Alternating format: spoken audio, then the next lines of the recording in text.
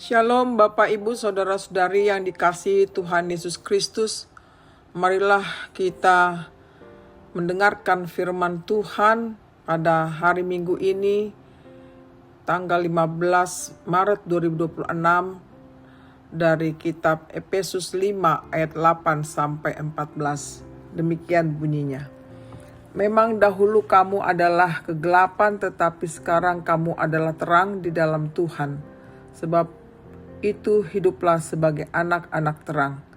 Karena terang hanya berbuahkan kebaikan dan keadilan dan kebenaran.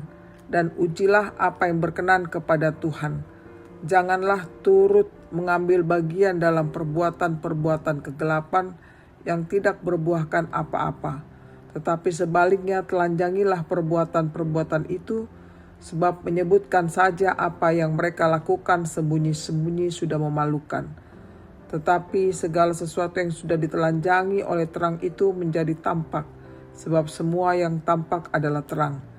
Itulah sebabnya dikatakan, bangunlah hai engkau yang tidur, dan bangkitlah dari antara orang mati, dan Kristus akan bercahaya atas engkau.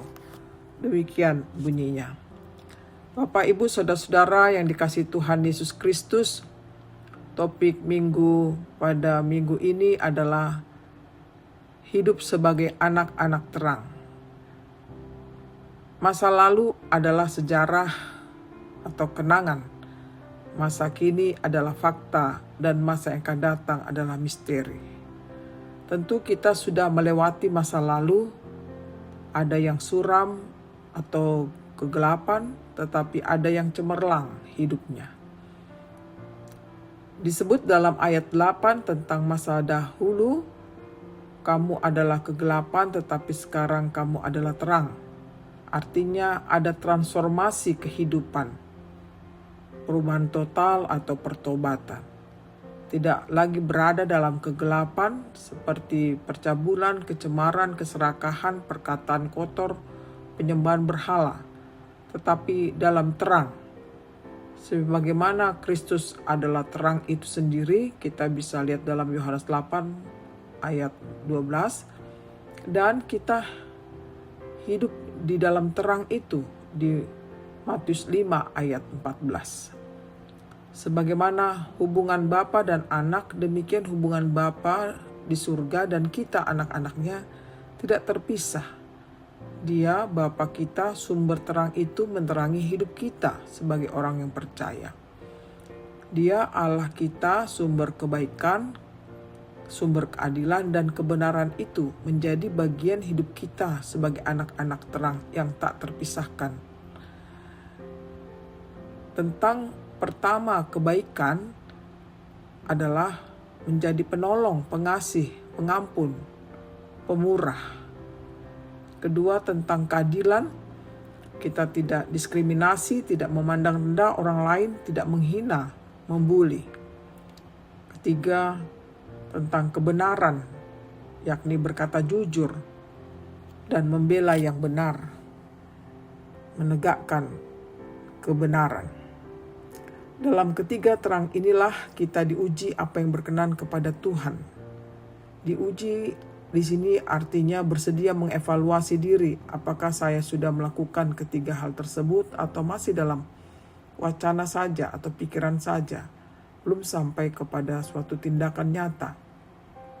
Bapak, Ibu, Saudara-saudara, di sini kita harus mampu bersikap tegas untuk mengatakan tidak dalam kegelapan, bukan menjadi abu-abu.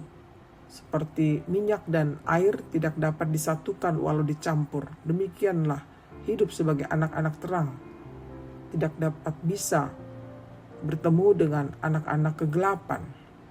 Oleh karenanya, sebagai anak-anak terang siap menghadapi resiko, yakni ditolak, dibenci oleh dunia kegelapan. Kita tidak kompromi dengan yang namanya KKN, korupsi, kolusi, dan nepotisme. Melakukan hal tersebut tidaklah mudah tentunya. Mengubah kebiasaan-kebiasaan lama, buruk, gelap, sangat sulit. Tapi dengan terang Kristus maka kita dapat menjadi anak-anak terang. Bapak, Ibu, Saudara-saudara, Di akhir penjelasan ini kita diingatkan masuk pada minggu letare pada minggu ini.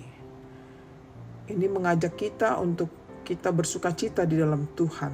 Mengapa kita harus bersukacita dalam Tuhan? Karena kita harus menyadari Dia sudah memilih kita menjadi anak-anak terang. Dan oleh karenanya marilah kita menjadi pribadi yang berkenan di hadapan Tuhan. Selamat melakukan kesaksian sebagai anak-anak terang di tengah-tengah dunia ini yang penuh dengan kegelapan. Tuhan memberkati kita. Amin.